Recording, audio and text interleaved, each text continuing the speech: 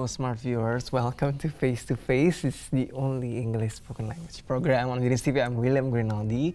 As usual, we're gonna discuss about various topics in each episode. And for today's episode, I'm gonna discuss about basically what everyone's like. Everyone's hobbies. It's eating, it's food, yeah. It's basically what people do every day, eating, yeah. So before I invite a special guest for this episode, I will discuss about this, it involves about more into pastry. So I'm gonna discuss about the most wanted pastries in London, yeah, the most based on vocabularies based bakeries article, yeah. These are the most wanted pastries in London, and the first one is from Dominic Ansel. And French chef Dominic Ansel's Belgravia bakery made all the more inviting by its beautiful open-air jasmine terrace for summer, and brings the infamous croissant donut hybrid, the Cronut, across the Atlantic, following its successful in the original New York bakery. So just take our the word for it. The Cronut attracted queues around the corner before the Elizabeth Street opening in September. So pop in for an afternoon cookie dough shot glass filled with vanilla milk and Ansel's take on the British Eton mess. And the second one is Cova Patisserie.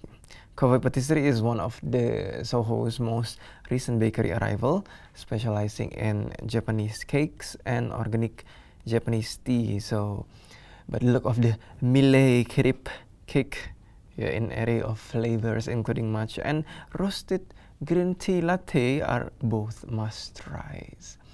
The third one is bread ahead.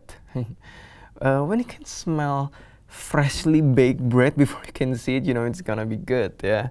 So follow your nose to this Borough Market bakery, and if you're feeling adventurous, sign up for one of their baking courses to have a go at the kneading dough, proving pastries, and filling donuts for yourself. And the fourth one is called Lily Vanilli, yeah. So be warned, once you fall down the rabbit hole of Lily Vanilli's Instagram account, it is impossible to extract yourself from picture after pictures of works of art, showstopper cakes. The East London shop is just as big, and brownies are must try. So vanilla, meltdown vanilla.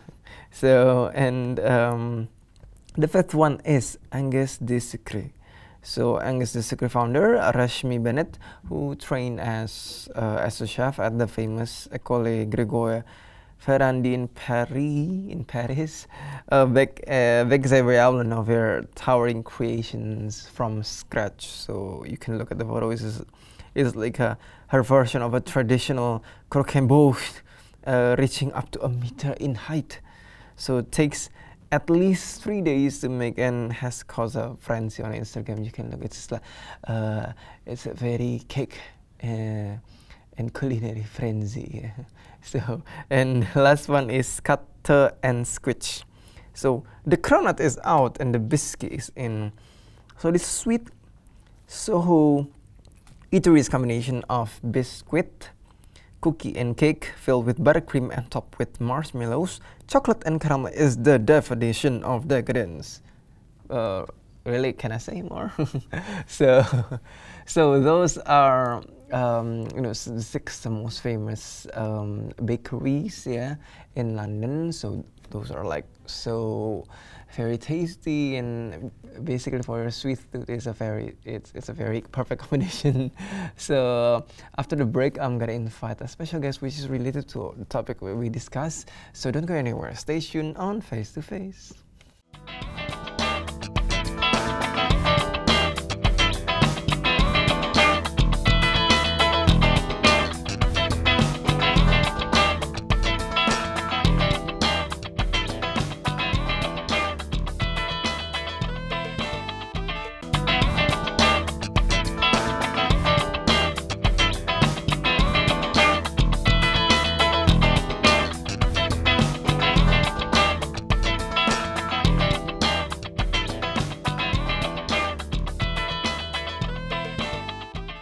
smart viewers, welcome back to Face to Face. Still with me, William. And for this segment, as I promised, I will invite a special guest for today's episode, and it's related to the previous segment that I discussed about, pastry, about bakeries. So without further ado, I'm gonna invite my guest for today. Hello, hello, Talitha Setiadi. Yeah. So maybe you can briefly introduce yourself to the smart viewers and what you do, and about the bakery. Maybe you can introduce. Hello, my name is Talitha Setiadi. I am the owner and also the founder for Bo by Talitha Setiadi. It is a cafe and bakery specializing in European bread, European pastry, but we try to incorporate a lot of the Indonesian ingredients in our concept as well. So, so that's quite interesting, like using Indonesian ingredients, incorporating and European delicacies, something like that. So basically we're trying to break the belief that, you can't use Indonesian flour to make European bread, for example, or maybe you can't use Indonesian fruits or ingredients to make very beautiful or high-class pastries, I think people put a lot of emphasis on using, raspberry or figs or blackberry, blueberry, all these really expensive berries, which of course we still love to use at Bo. What we're trying to do is really put more emphasis, more exposure to, local ingredients that are actually just as great, to have application in French pastry, such as, pisang ambon, mangga Indramayu. There's so many local bounty that we don't really explore in kind of a French pastry application. Yes, try more exposing into local ingredients, because we basically have a lot. And maybe you can share firstly about maybe what you're working on lately. Well, actually, one of our latest cakes was a pure and natural version of a pure and natural version of red velvet cake. So how we achieved that was actually to use beetroot. Jadi buah beet, so then you just have to so it took us a really long time to kind of get the color and the consistency and also the flavor adjustment just right. But of course that's something that we have been working on. It's one of our newest cakes. It's called the beetroot pure red velvet. So, taking from natural ingredients, beetroot, to in the red velvet cake. So what we do at Bo is we try, of course we observe local and current trends, we observe what the market is asking for, but we try not to give them exactly what they want. I try to employ the mentality of, let's say, Steve Jobs, and people don't know yet what they want. And so then you need to kind of balance familiarity and something that's new.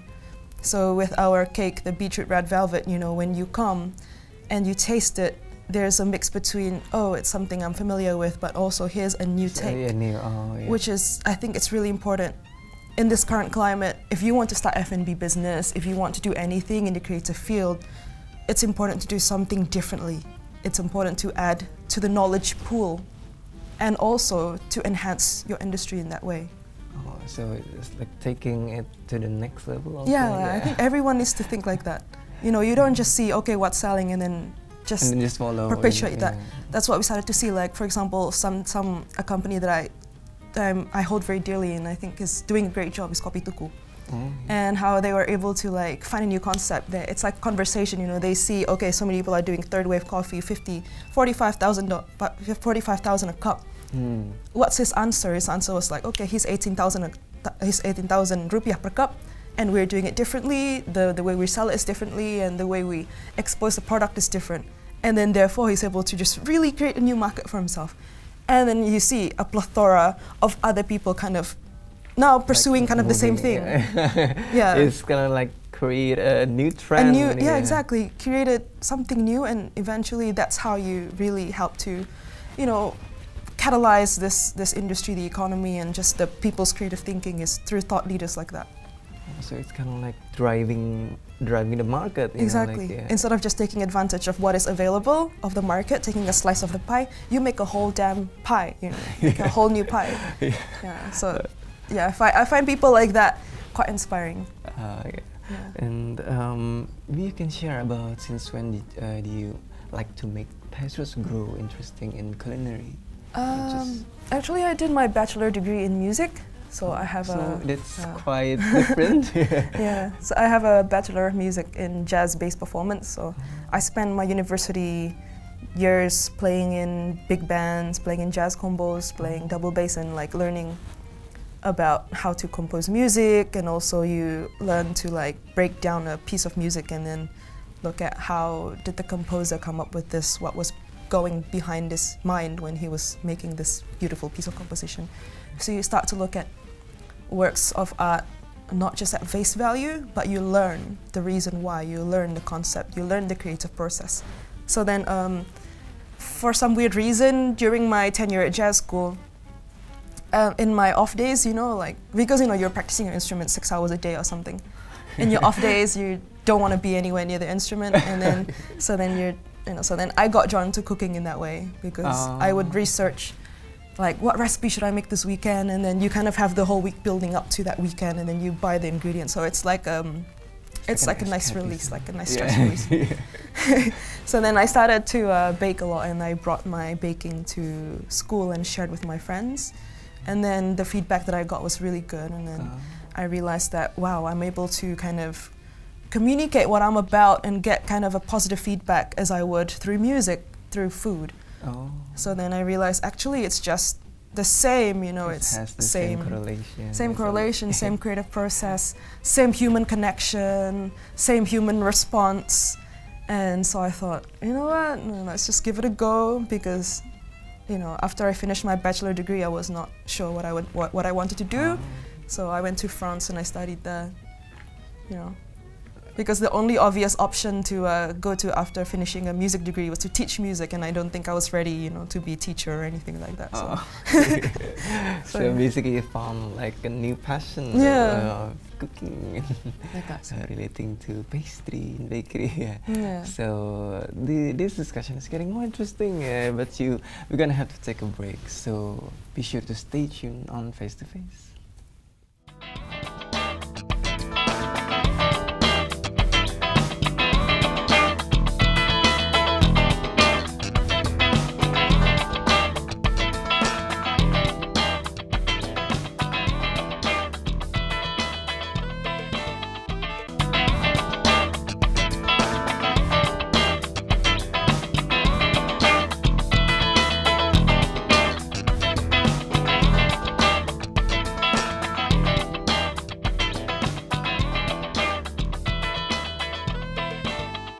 Hello, smart viewers. Welcome back to Face to Face.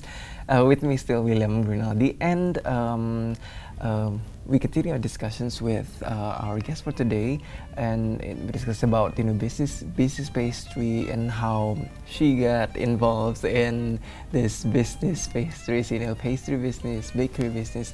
So for we're gonna maybe discuss about some photos about Bo Cafe, maybe about maybe your products, about what's the Bo Cafe like, we can show some photos.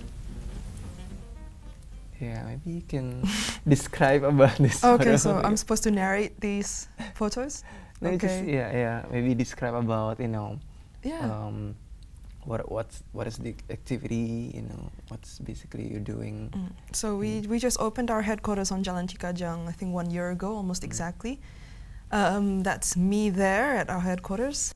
But then we previously started our business just kind of at home. We fried donuts called bombos, and we delivered it to some coffee shops, and then from there I was able to make connections with the coffee shop owners and really talk to them about what they really need and what they want from bakery suppliers. But it wasn't supposed to be, when I started the business, I didn't think about making a cafe.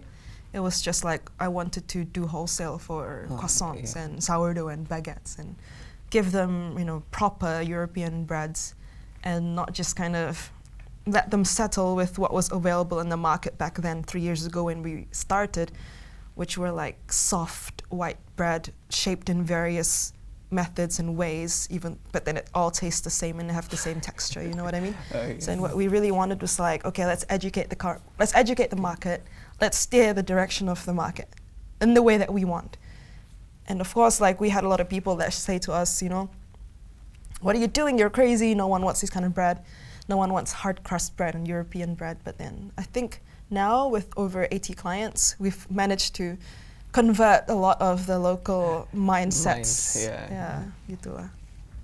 Next. Maybe you can share about this photo. So basically, we are open from 7 a.m. every day. So we get a lot of bikers. We have a lot of people who are into healthy kind of lifestyle come in. We provide a selection of brunch and lunch and breakfast selections. We are actually open until we are open until 8 p.m. on weekdays and 10 p.m. on weeknights. I mean, sorry, weekends. I'm so sorry. Yeah, weekends we open till 10. So basically we have like... You can cover from breakfast to dinner. Yeah, you know, you can like hang out and whenever you want, and it's a nice community atmosphere over there. Maybe the next one. So it's kind of the interior design of the Go Cafe. Yeah, so then the interior and the use of greenery, they're all there to reflect, of course, the philosophy of the food, which is all natural, and we don't use any artificial food coloring, we don't use any preservatives, bread improvers, dough conditioners, all those kind of chemicals that commercial bakeries place in their products to like shorten the length of the production time, to kind of just give it a uniformity, or to allow it to be manufactured by machine, whereas all our bread are still, you know, made and shaped by hand. So of course, like, I wanted to subconsciously give that message to our, you know, our customers without having it be a hard sell, and therefore using raw wood, you know, wood that is not like painted, and also have a lot of greenery and have just white and black. It really shows our honesty, our vulnerability, our transparency, and our commitment to quality natural products. So that's the whole concept behind Cikajang location. And we can describe about. Well, this is this smørbrød. creation. Yeah, this is called the smørbrød. I don't think I'm pronouncing it properly, but it's Scandinavian open sandwich dish. It is prepared over our rye bread, which is called a rugbrød, which is also a Scandinavian type bread. What we're trying to do is we steer the local market into ingesting something more, you know, more nutritious for their bodies, and not just, you know, white bread that you'll find in the supermarket. But in this rugbrød bread, you're able to find 9 different types of seed and grains. You're able to find, you know, rye bread, which is like darker in color, higher in antioxidants, higher in fiber, and then also denser in texture, and then have a variety of fresh toppings on top, so that you can have a full and balanced diet. We think that food can be beautiful, can be colorful, and can also be delicious and nutritious. At the same time. At the same time. You can share about this is our best-selling dish. This is our œuf Benedict, which is our original take on the eggs Benedict. I have noticed that, you know, as much as you try to steer Asian, Indonesian market to, you know, harder, crusty, maybe English muffin type bread, they are still inclined to eat, you know, they're still inclined to be drawn to rich, buttery, delicious, light brioche. So then I wanted to really showcase our brioche, which I used, which we make using fresh, you know, butter, real eggs, real milk, and to give it that yellow color. And then after that, we top it with some fresh poached eggs. Your choice of deli meat. We have beef pastrami, and also we have cured salmon as well. And then of course Hollandaise sauce. So. So you can cover all, you know, all interests. You can offer, you know, healthy dishes also. You know, you can. We try to have our customer base be as wide as possible. I mean, we have like the bapak that come in and, you know, have a cigarette outside. We have the young kids taking photos. We have the ibu-ibu arisan also having their luncheon. So I think we really like having a wide variety of customers. And if you can share about, you know, your experience on, you know, bread making or pastry making that's that's memorable or anything in this past year? Oh yeah, so I actually went to France to represent Team Indonesia in the World Pastry Championship. Oh. And maybe if you're not in the industry, you are not aware that there is such thing as a World Pastry Championship. Yeah. It's held every 2 years in Lyon, France. Basically in the world's largest kind of food expo. They hold usually 22 to 23 different countries battle it out in the World Pastry Championship finals. And this is the first time Team Indonesia has been able to qualify to the finals since the inception of the competition 30 years ago. So of course we are very proud to bring Indonesian ingredients to the world stage. We brought like maize, we brought in like cinnamon, we brought Balinese vanilla bean, Indonesian chocolate, Indonesian culture. We carved barong from chocolate, stuff like that. That's like one of the proudest moments to be able to serve there in the international panel of juries, of course. Oh, in fact, like all Indonesian, so expose Indonesia to the world. Exactly. Yeah, because I grew up, I spent my childhood and my education overseas, and I came back to this country 4 years ago without much expectation or like even thought of starting a business. But once you see what is available in terms of ingredients, how the readiness of the market, and also just the eagerness of people to try something new and to have a lifestyle, then how could you not kind of start a business here?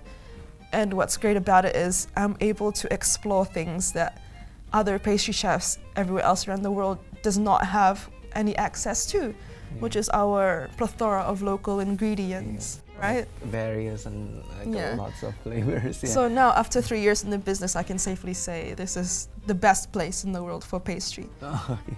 And we can share about how people can connect to Bow Cafe and your social media. So you can find us on Instagram. I think we are the most active on that platform at @BowJKT. And then we're also on Facebook if you search BowJKT as well. But I think the best way to get in touch with us is just to come and say hello. Yeah. Come to Jalan Cikajang number 29. Come to our bakery in Grand Indonesia Level 1 East Mall. Come check out our baked pastries and bread at Kemchik Specific Place. Or send us an email on info@bowjkt.com. So that's how you can connect and enjoy this delicious delicacies from Bow. And if there's any university students that want to intern, that want to like learn some stuff, oh, it's Bow Jakarta open. It's open. Okay, that's unfortunately we come to the end of the show. So thank you so much for coming. Thank you for having me. Yeah, thank you. We hope that smart viewers can introduce themselves with the bakery business and how you can start the business. Yeah. Okay. Until then, I'll see you later. I'm William Grinaldi signing out. We'll see you on another episode of Face to Face.